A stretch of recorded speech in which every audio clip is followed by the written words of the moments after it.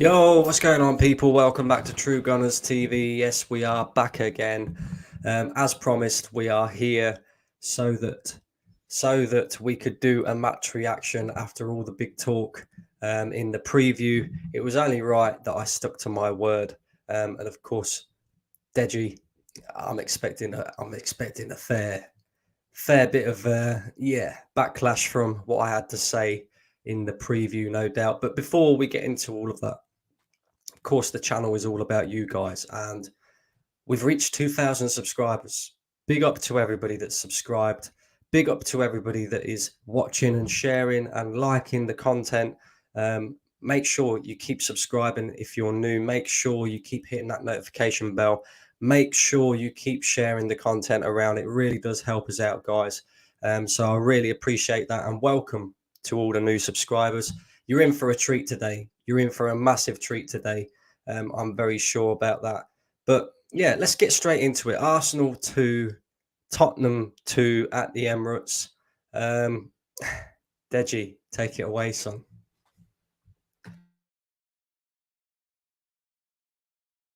You're on mute, bro. First and foremost, sorry about that. The fact that you're able to come out shows the sort of man that you are, Brandon. Because if I was in your shoes, I don't know if I'd be showing my face after that performance. You were shaking your bum violently, and now you're coming on this show tonight with your chest down, all morose, low voice, low vocal tone. Speak with the same chest, bruv. Speak with the same energy. I told you that this game was going to be a draw, which means that when it comes to footballing knowledge, we found out this weekend that there's levels to this game. Yeah? The other thing I told you, mate, is I told you that so far this season, all 5 games, we've had more possession. I've never seen a Tottenham team dominate teams possession-wise the way that I've seen this Tottenham team. And you said to me, what? Are you trying to say Tottenham going to come to the Emirates and dominate the game and have more possession than Arsenal? No chance, mate. Well, somebody looks like they got egg on their face because we came to your backyard. We slapped you up and we had more possession. Now, bruv, let's be real. Arsenal fans, what you got was a deflective goal and you got a pen. That's your 2 goals. There is no way you can pump your chest, shake your bum, or even walk out the door with that kind of performance. It was not good enough from Arsenal, in my opinion. And the fact that you let Tottenham, and you know what the irony is that Arteta has been working on this thing for 4 years. That's what you tell me. He's been working on it for 4 years. You've got strength in depth, blah, blah, blah, blah, blah.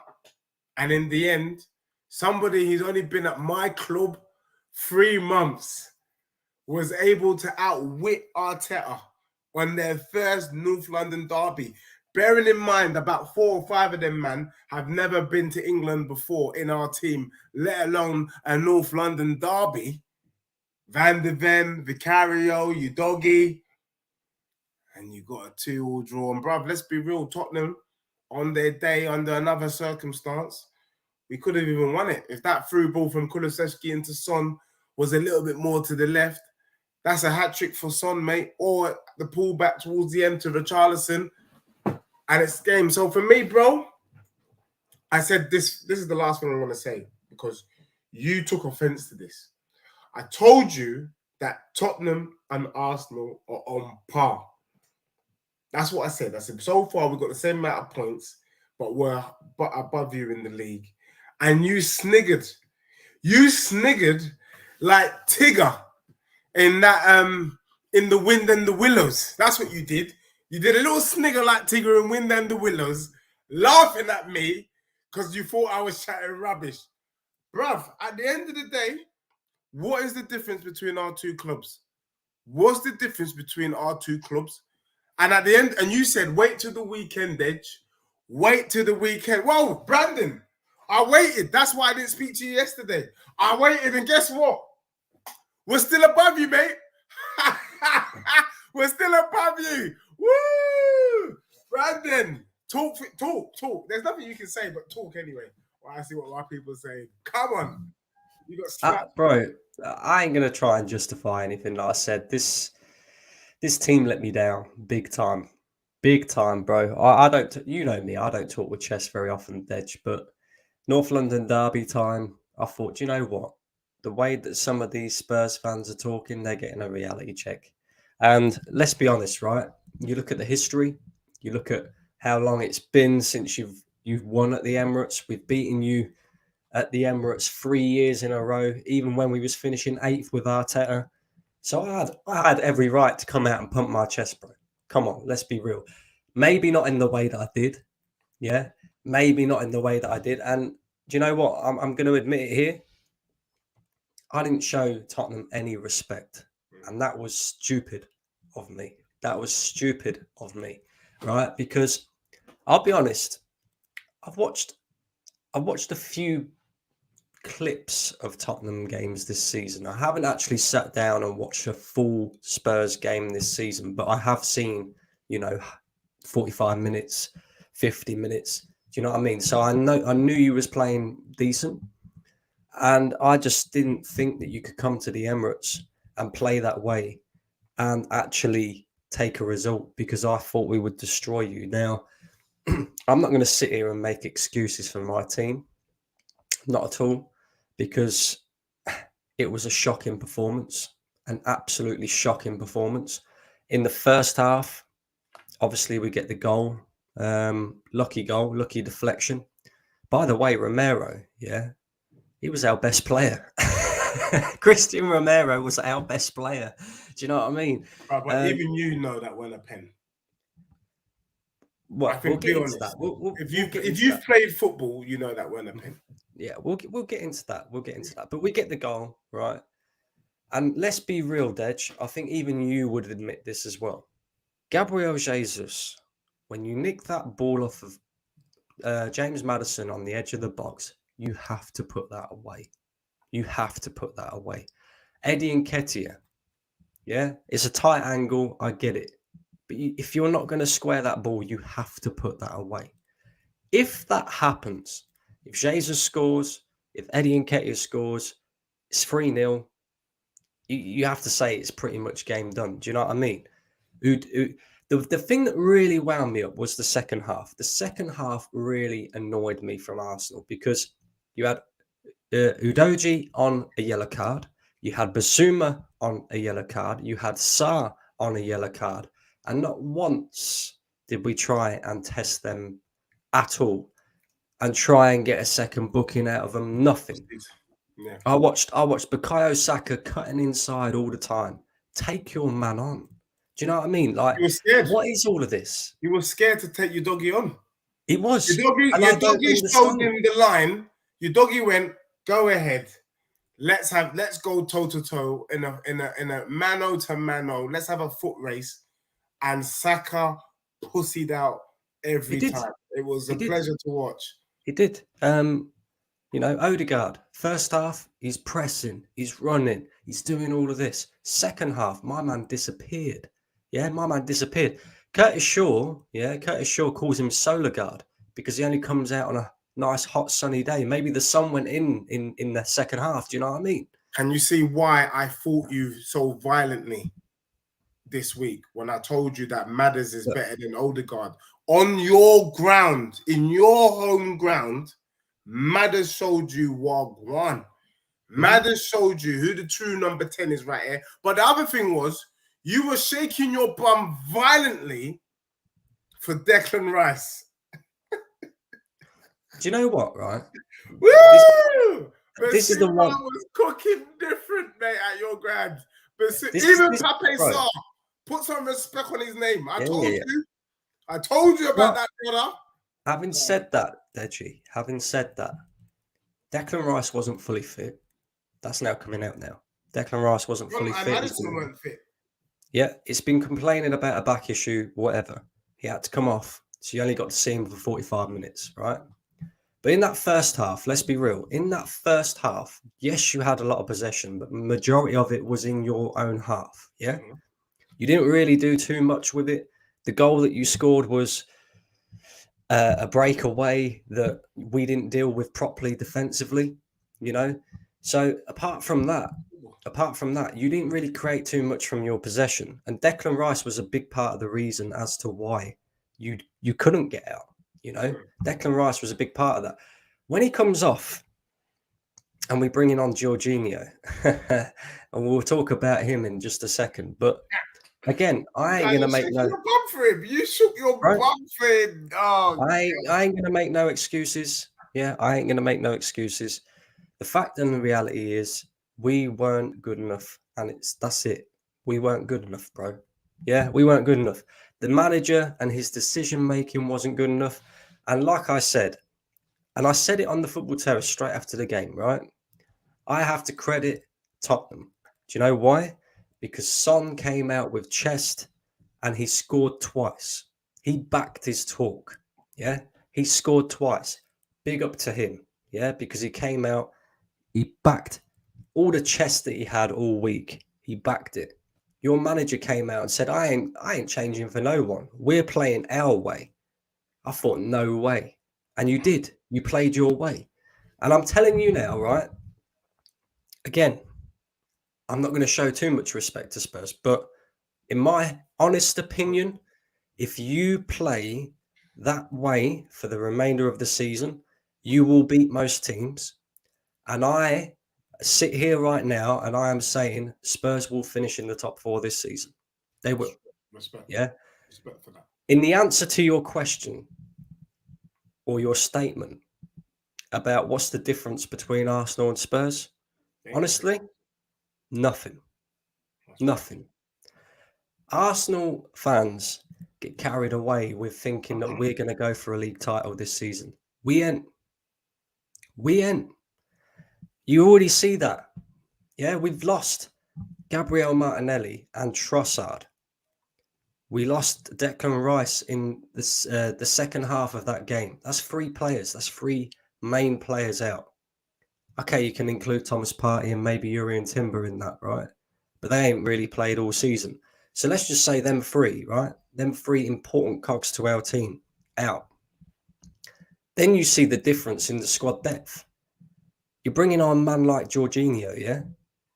And this is the worst thing for me, Dej, right? That second half, we was awful. Awful, fucking awful. But guess what?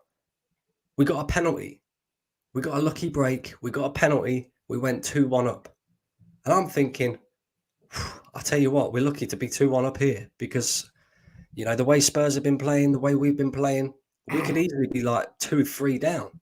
And that's genuinely how I felt at the time. And I thought, okay, Saka scored this penalty and then let's just get out of here. Yeah, get out of here, 2-1. It don't look great, but at least we got 3 points. 30 seconds later, that fucking idiot, yeah, that dickhead who has to say that he's an Italian because he's not good enough to be Brazilian, yeah, that fucking fool, that Chelsea agent goes and does that, and he's supposed to be the calming presence in our midfield. Fuck off. Get out of here. I never wanted that prick in the first place anyway. And the fact that he did that is unforgivable. Absolutely unforgivable. That guy is 33 years of age. He's got no end of experience at the top level of football, and he's doing that sort of shit. That, for me, I cannot get over that. And the only other thing that I cannot get over, Deji, why is my man playing Eddie Nketiah for 100 fucking minutes when this guy has done nothing all game apart from run around like a headless chicken? He was never in the game. And he took off Gabby Jesus. And he brought on Emil Smith-Rowe for 4 minutes. Like he's going to do something in 4 minutes. But at the same time, Dej, I understand why you come here. And, you have to say what you have to say. And I get it. I had chest. I was confident. But I'm quite disappointed in Spurs fans, to be fair. In what way? I think you lot should be, because obviously I understand why you are the way that you are, like with this result, because No, of the Arsenal. Hang on, hang on, hang on. Listen, okay, listen. Let me just see. Let me say right. what I've got to say, and you will see. You will see if you agree with me or not. I understand why you got the chest and all of that lot now because of the Arsenal fans like me and what we was saying right at the Hmm? beginning of this game about slapping you up and stuff like that. Yeah. If I'm a Tottenham fan, I ain't happy either because we was there for the taking, bro. And your manager took Son off. I know he had to take Madison off. Yeah, Madison was injured, but he took Son off. If he'd have kept Son on that pitch, I'm telling you now, you'd have won that game. You would. I don't know. To be honest with you, with the way the game was going and Madison coming off with the injury, I hear what you're saying. Look, there is a slight disappointment. Even Postecoglou said it. He said, "Look, we could have won the game. We could have." But it's a bit like what you said. There's a lot of shoulda, woulda, couldas, if this, if that. The reason why Jesus didn't take his chance, the reason why Nketiah didn't take his chance, is because both those brothers aren't good enough, bro. If that was Mhm. Harry Kane in that position, if that was Son in that position, that ball gets buried. And I'm not gonna lie, I did tell you, I said if I see Nketiah on the pitch, if I see Kai Havertz on the pitch, if I see Zinchenko on the pitch, I know it's long for your club. And Arteta just did just that. And I knew there was hope. The other thing is you got to remember that this is a young Tottenham team. I think the Tottenham team is younger than your team, bro. Let that sink in. The Spurs team is younger than the Arsenal team. Went to the Emirates and dominated arguably the team that is going to be taking Man City to the finishing line if you listen to all Arsenal fans. So the fact that these brothers who've only played prior to Sunday's game 5 Premier League games and they can produce a result like that, way. Tottenham, now we are happy with the draw, bro. We are happy because we are going through a rebuild, and you can see what Postecoglou is doing and cooking. That is the best Tottenham performance. Even under Pochettino, we never dominated. We got you, we won, but we never dominated you. Yesterday, your guys were scared. You were scared, Brandon. You sent me a voice note when you went 1-0 up. And then you went silent, like WhatsApp weren't working right after that, bruv. And I knew why. Because there was a period where we've literally popped the ball around your squad and then almost scored. It was nasty. We did to Arsenal what Arsenal do to others. And I think for me, that was the biggest shift and change. So for me, I ain't gonna lie, bro. I'm just chilling. The other thing that I said, do you know what?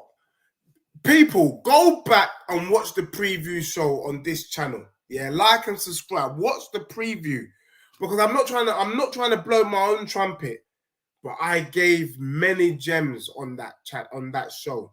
Brandon, you remember I talked about Brennan Johnson and you laughed, and I said to you on the show, I said to you, the Brennan Johnson will terrorize your defense because when he was playing for Nottingham Forest, he got into your back line at least 3 times and he would cause panic. As if Postecoglou was watching the show, bruv, on Thursday or Friday. Because he went and bloody hell, you know what? He's bloody right. I'm even going to start the brother. He started Brennan Johnson. And that's when I went, bravo. This brother knows what he's doing. Now, for all those cronies in the chat saying he missed an open goal, no, he didn't. Raya made a fantastic save. So if you want to take it away from your goalkeeper, go on. But even Ramsbottom had to clap for his keeper because that's how Raya saved you in the match. Bruv, we have seen a tide shift. Right now, you don't want to come to White Hart Lane in Feb. I can tell you that now, Brandon. You don't want it now. You don't. You were warned by Son. He said you don't want it. And we saw it yesterday. You didn't want it, bro.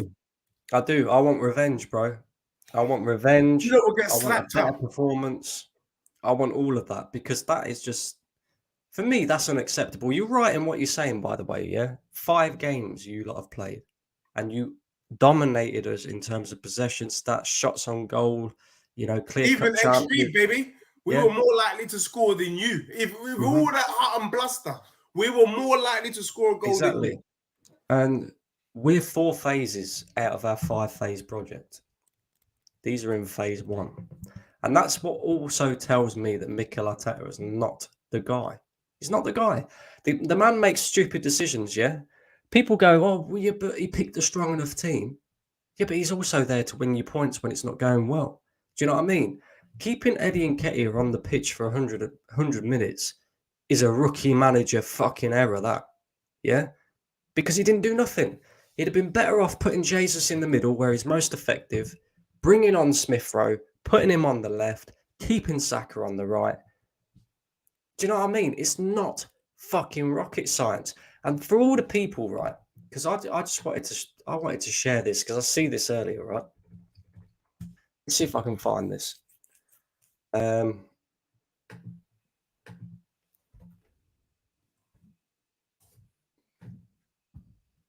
For all the people that sit there, yeah, chat shit about, oh, well, we've got injuries. Oh, we'll still challenge Manchester City for the league. We've got injuries. Let's take a look at this, yeah? And I checked this as well, and this is a fact. Lee Gunner, earlier on today on Twitter, replied to somebody saying, oh, we've got injuries. Look at this, yeah? Manchester City have lost Mahrez, Gundogan, Laporte, and Cancelo in the summer. Then they lost Kovacic, Stones, Bernardo, and Kevin De Bruyne to injury. Guess what the end result is? 6 wins from 6, best defence in the league, and the second most goals scored. There's the difference, bro. Levels to this, bro. There's the difference. There's levels to this game. And for me, I told you again, I keep referring back to the preview show. There were so many gems. I said to you, orange is orange, pep is pep. The level of disrespect that has been afforded to this is too much. He tactically, he got it right, People say, oh, why do you think of Son? Do you know what? I'm going to give it up to you, Dej, because of all the things that you said on the preview show, the only one that I still have a big issue with is you saying Romero's better than Saliba. There ain't no way in hell that guy is better than Saliba. I don't care what Messi said. I don't care what anybody else has said. Romero is not better than Saliba. Apart from that, though, Vicario, yeah? I have to tell you, bro. This guy here was trying to squeeze him in to a combined 11, and I was like, what have you been smoking today, Dej? Forget about what bed you get out of. What have you been smoking today? And he was like, no, trust me. And I'm telling that guy, he looks like a top goalkeeper. I ain't going to lie. He commanded his box really well. He uses his feet really well. I didn't realise how tall this brother was as well. He's like, fucking hell, he's like 9 foot, isn't he? Do you know what I mean? Yeah, he's agile, though. He's agile. But you know, if that was Hugo Lloris in goal, we would have lost that game. What about Mickey? What are your thoughts on Mickey van der Ven? Yeah, he was your best. He was your best defender, I think, out of the lot. I thought Udogie was all right, but obviously when he picked up his yellow card, it's a little bit difficult for him to. He then has to kind of play a different game. Then it's play a different game, but also respect what we respect. This on Postecoglou is such a G. Look what he did. He said, "You doggy, I know that you're the best centre back in the league, and you're up against the best right midfielder in the league. Let's be real.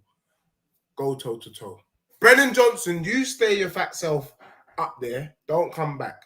Let these two brothers battle it out." And in the first half, let's be real, Saka had him rattled. He's not played anyone of that level before. There's no one of Saka's level in the Italian league. Let's just be real. Saka is probably the best you're going to be playing in world football and then, you know, Vinicius Jr. Those are the levels that we're talking about. But your doggy, even with a yellow card, second half, patterned golden boy, star boy, you get me, whiz kid. He got patterned, bro, second half with a yellow. That's why I agree with you. Look at Pepe Sarr, Basuma, what these men were spraying. It was like a machine gun, just spraying balls into Kulusevski on the right. Do you Are know? you mad? Come on. I don't want to read into the Basuma and Sarr thing. I think Basuma is quality, and I'm not going to deny that he ran that midfield. Yeah, he ran that midfield. The only thing that I will argue against is in that second half. That's when they both came alive, and we had a midfield pivot of Kai Havertz and Jorginho, bro. Do you know what I mean? Like, you expect Sarr and Basuma to dominate because they're better players than them two fucking idiot Chelsea bloody agents. Do you know what I mean? Like, I can't believe this is what it's come to at Arsenal, you know. Jorginho and Kai Havertz pivot in the middle. Do you know what I mean? Shocking. But, you know, bruv, I still think you should have enough in your locker to dispose of Tottenham Hotspur. And for me, I think what was disappointing is that there were players that we put on a pedestal. Players that, let's be real, Brandon, because you fell into that trap. Because of the way you won against Manchester United, you started shaking your bum kind of with like a green thong. You had a green thong on and you started shaking. You just couldn't help yourself because you started, because of Jesus' goal at the end of the game, you thought, oh no, this guy, bloody hell, mate, he's world class. Bruv, he's rubbish, bruv. What we realized this weekend is actually you, man, are weaker than you lot thought. I've been telling you guys that last season was freakish, but you guys looked at me like I was a clown. And then I got Brandon telling me if Jesus had scored the shot, that when he got the ball off Maddison, if he had scored, or if Nkiti Kati had done something. Bruv, I've been trying to tell you for 18 months that these guys are garbage, but you didn't want to hear it, so we had to see it. We had to see it yesterday. Hey, bruv, you were shaking your bum with your green thong on the week, last week about Zinchenko. You're not even mentioning Zinny. What happened to Zinny, bruv? What happened to... Come on, bruv. Nah. Don't be deflecting. Don't deflect because you had your full squad in that 45 minutes before Declan got injured. Bruv, the truth of the matter is, bro, you're not as great as you thought you were. And what we showed you yesterday is that Tottenham Hotspur and Arsenal, the gap has closed. The gap has closed. You're going to say nowadays you're talking this, you're talking that. But when you look at what have you ever, do you ever remember a North London derby, win, lose or draw, where Tottenham matched Arsenal on shots on goal? Do you ever, that's unheard of. You always dominate them stats. Bruv, I think it's too early, bro. I think it's too early to say whether Bruv, we're on par. I told you this. Don't pretend. Don't pretend. You know we're on par. You lot were shaking in your boots. Brandon had his green thong on, looking like Ali G, shaking around like this because he thought. Bro, I'm being real. I'm being real. I ain't gonna sit here and say that it's inconceivable that the gap has closed, but I think it's too early to say. It is only 5-6 games into the season. The question is at this moment in time, you know, you've got all your players that Postecoglou likes to play with available to you. If you start picking up 1 or 2 injuries, do you know what I mean? Will the consistency drop? Let's just say, for example, listen, Dej, listen. Let's just say, for example, Son picks up a few week injury. I'm not wishing bad on your players, bro. Yeah, I'm not wishing bad on players. I'm being realistic here, right? Because all teams pick up injuries throughout the season. If Son picks up an injury and Richarlison has to start, that's a drop off. Yeah. If Who played right back for you guys? Horror. Porro. If Porro picks up an injury and you have to play Chicken Royale at the right back, that's a drop off. Do you know what I mean? Like again, your midfield. If you pick up an injury to Basuma, who's next in line then? What? Do you know what I mean? Like, Yeah. Brandon, I'm not being funny because I can also play this game called If. And so I want to give you a couple of ifs if you don't mind. You know, first and foremost, if I won the Euro Millions on Friday, I wouldn't be here. If there wasn't a penalty given early on in the game between Tottenham and Liverpool in the Champions League, Tottenham probably have a Champions League and we don't have this debate. If Arsenal were true to themselves back in history after World War II and stayed in South London, there wouldn't be a North London derby. Mate, we can do ifs. Do you want me to continue with the ifs? keep going, bro. Bruv, I'll continue with the ifs. You can bury your hand in the sand as much as you like. If You I was know, born, you know as well as I do, Dej, injuries happen throughout the season and it will happen to your key players. Question is, can the manager continue to play in this same way? Can you continue to dominate teams? We're buying players in Jan, bruv. If one or two of your players get injured and you have to rely on the players. We ain't changing for nobody. We're not changing, bro. What I saw with my club, though, is that actually we were able to turn the tide. We were able to, could you imagine? We were able to bring on Højbjerg, bruv. I'm not being funny, but Højbjerg is better than Jorginho. Let's just be real. He won't make that mistake, the mistake that you're This is the argument. We were able to bring on Richarlison because he didn't start the game. We're able to bring him on. So this is the argument that I'll have with you. And we're saying we don't have depth. And then we're looking at what you're bringing on. And I'm like, wow, we know we ain't got depth, but bloody hell, mate, I thought you guys were set for Champions League and the Premier League. Very many Arsenal fans say yes. But I thought you guys were ready, but you guys don't look ready to me. Not me. I've never said that we. You guys were ready to do an onslaught on the Prem and the Champions League. The point is, Dej, is you've got to be real with this. I know you're excited right now. I know, right? The reason why you could bring on Højbjerg is because he was up against Kai Havertz and fucking Jorginho, bruv. Yeah? The reason why you could bring on Richarlison and he looked decent is because he was running the midfield. So he was creating chances. That's the point, bro. Like you got to take a bigger picture look out of all of this. I am. I've sat here. I've been respectful. I've said, look, Tottenham did their job. Do you know what I mean? I'm not disrespecting you. I think you've got to look at this in a different way. Like, no, you know why? When I told you about Conte, I know maybe not you, but Arsenal fans, they weren't giving it to me. They weren't showing me no love. They were like, Conte, Mourinho, you're showing no love. What you guys showed me is that in the context, you have to sleep in it.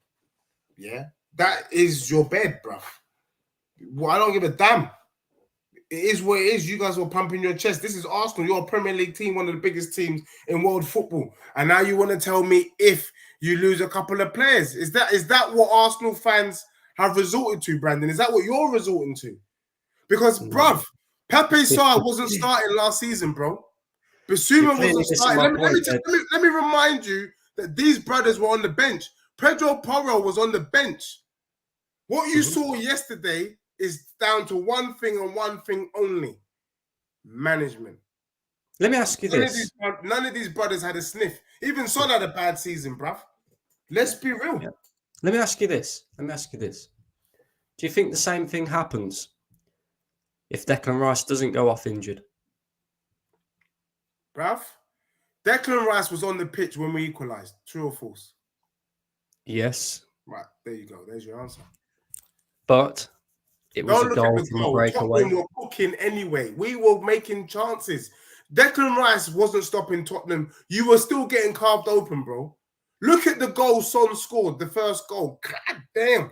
Maddison was running rings around Declan Rice. I told you this Rice brother is stiff like Tilda or Basmati Rice. I told you he was stiff, and Maddison showed you how stiff he was. I told you he's stiff. Yes, he's good. Yes, he's a hoover, because he is. He was hoovering up certain things. But when you're stiff, bro. That's it. He weren't agile. That's why we got the first. Watch the first goal again, and ask me that question again, bro. I watched the game again. You're acting like we were 2-0 down as soon as Declan left. Then we no. It was 1-0 at half time, bro. I've already watched the game back. Yeah, good. I've already watched the game back, bro. I always watch the games back because, yeah, maybe I shouldn't have watched that Jorginho mistake again because that's got, mate, that's going to live long in the mind. I think. That mistake by Jorginho is unfortunate for him. He literally just came on. He's a dickhead. Yeah, he just needed to clear the ball. But it's football. We could have said, you know what? Only if Romero had just kept his arm down, there wouldn't have been a penalty. By the way, we could do that all day. On that penalty, you saying you don't think it is? Bruv, I played football, Sunday league football at a decent level. I know you played at a decent level, bro. Yeah. Just momentum. Bruv, that's like going on holiday and you're on a what they call those diving boards, and then you jump and you got to keep your arms by your side. Can you do it? You're not a professional diver, you're not an athlete, you're not an Olympian, you're just a lay person, and you got to jump off a diving beam without raising your arm. Can you do it? 9 out of 10 people can't do it, bro. What he did, bro, it's just normal movement. It's not, for me, let me tell you what the handball rule is and where we've all got lost. And I'm listening to everyone talk about the handball rule. And I'm like, are these people stupid? People have forgotten what the handball rule is. So I'm going to do a world exclusive right now and tell you what the rule is. Handball was designed to stop players, deliberately stopping the momentum of the ball, to gain an advantage. Deliberately is the key word, operative word. So, for example, you take a shot, I'm on the goal line, and I put my hand there to stop the ball going in. That's handball, bro. Like, you know what you're doing. You put your hand there to stop it. Falling on the ball or the ball hitting your hand, or you've jumped up like Tottenham against Newcastle a couple seasons ago, where you've just your arms in the air. What do you want, bruv? I don't know about you. I've dislocated my arm before. I've dislocated my left arm. If you're not able to use your arm to balance, someone like me, my arm pops out. So I'm looking at Romero's thing there. If the ball had hit him anywhere else, he could have mashed up his arm. What do you want? So really now we got to be armless. That's just stupid. Doing this is not football. Yeah. I can't watch a match, another game where in the box defenders are. You can't even defend properly. Imagine, bruv, put your hand behind your back and try and defend. It takes away at least 50% of your defensive capabilities just by putting your arm behind your back. When you get arrested, they put your arm behind your back because it restricts mobility. So by doing that and forcing players to do that, we're just restricting mobility, bruv. It's just stupid. So if that's look, if it was the other way around, I would have taken it. I'm not gonna lie, but I would have said that. No, listen, but I would have said that is harsh because anyone that's kicked ball knows that there's nothing you can do with that. Yeah. I'm not in disagreement with you. You know, again, when I see it, I thought this is very subjectual. Very subjectual. I don't know what handball is and isn't anymore in this new day and age rules and all that. You know what I mean? Because you see some of them given, you see some of them not given.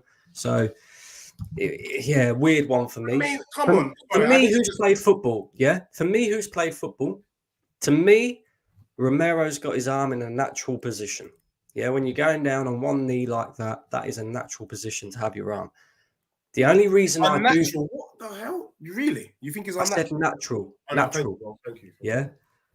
The only reason I think it is a penalty is because he's stopping a certain goal from happening. If his arm ain't there and the ball don't hit it, it's going in the back of the net anyway. So that's the only reason that I can see why they would give a penalty for that. Apart from that, I'm in total agreement with you. I don't think, some of these penalties that are given, that one at the weekend, for me, it's not a penalty. I play football. You play football. We all know, we know the game. We know how, like you said, You know, you're restricted. You're restricted if you're running around with your arms, Look, behind your back. It's just I, stupidness. I think so. I agree with J Real One. He says it should be. Is it deliberate or not? End of.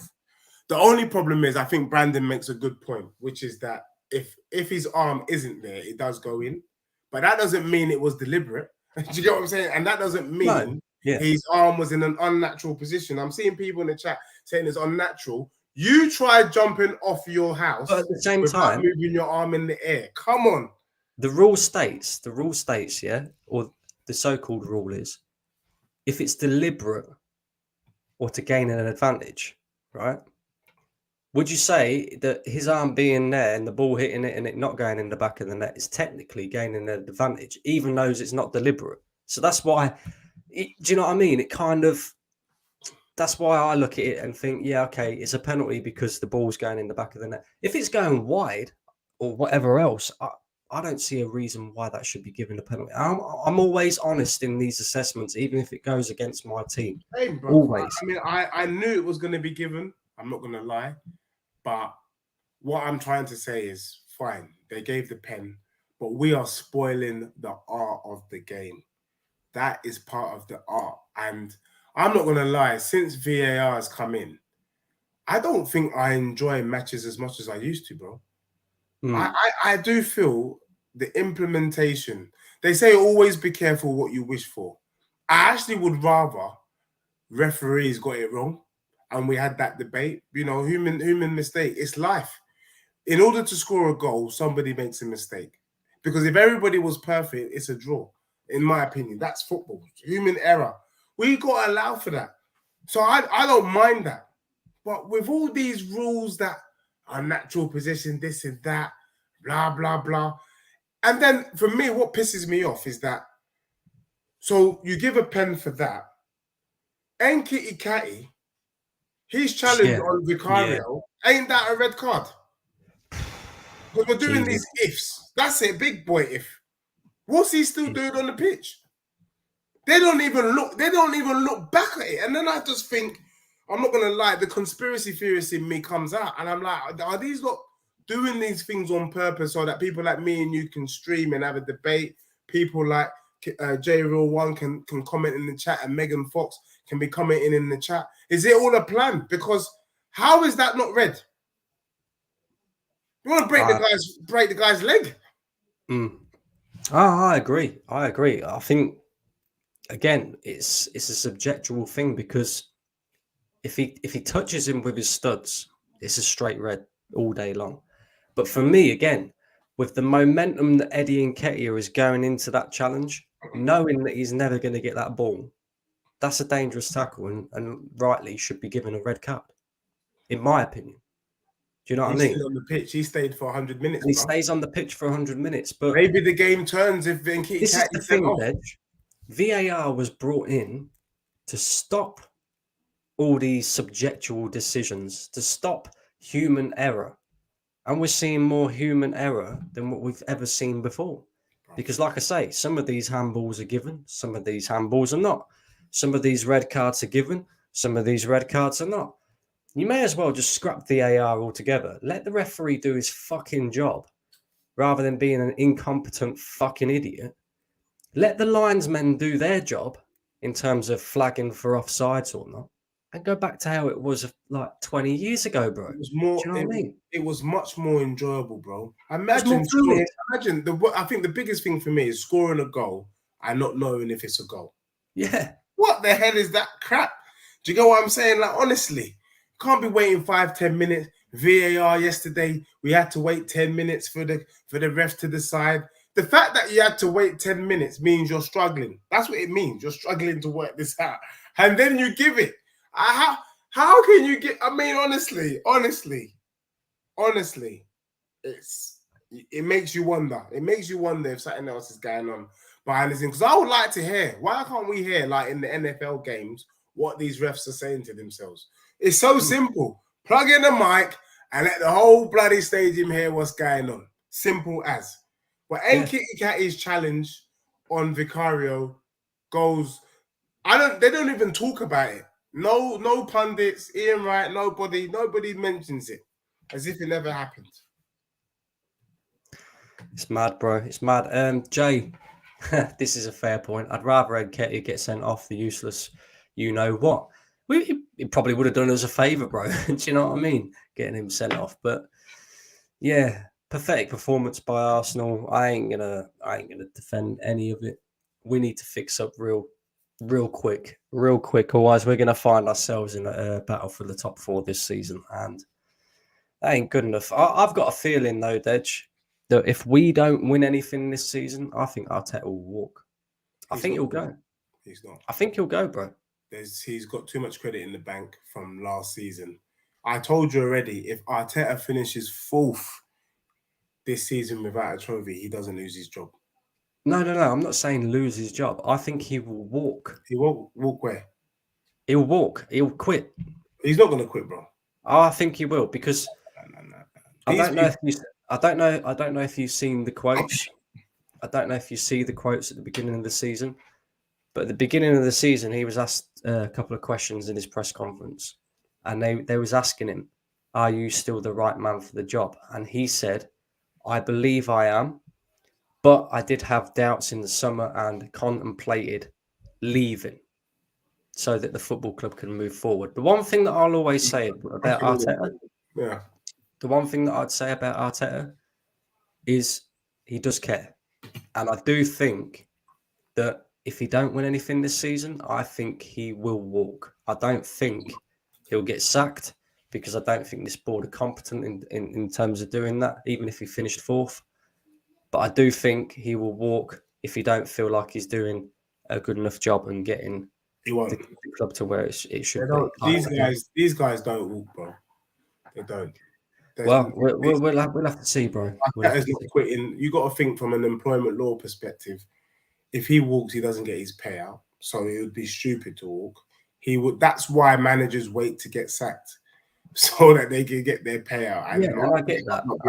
It's no different. Most managers, though, don't have an affiliation to the club. Also, you know what I mean? Also, why would he walk?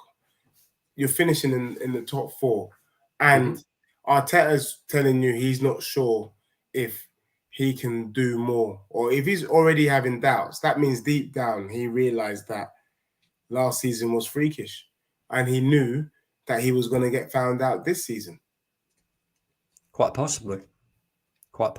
That's what it would mean. Because why would you walk if you've got? I don't see Jurgen Klopp walking under the same circumstance, because he knew he was cooking something great at Liverpool, and in the end he achieved it. He's managed to win the Prem, he's managed to win a Champions League in his time. It's just that he came up against a bloody good Manchester City team. If not for that, but Klopp can do no more. Then he's done with that Liverpool squad. So if we're saying Arsenal's legit and last season you were the second best team, and everybody genuinely believes this and believes that, and Arteta believes that, how can you walk when you know that you're on the brink of greatness? Interesting. It's going to be interesting to see. But yeah, it's a long season, Dej. I mean, long season, baby. But as of week 6, Tottenham is still above you in the league. Let that sink in. And remember, this time last season was the beginning of when I started to say, shit, maybe Arsenal might be for real. So I'm just letting you know. Well, we've got no time to be thinking about this game anyway. We've got another game on Wednesday.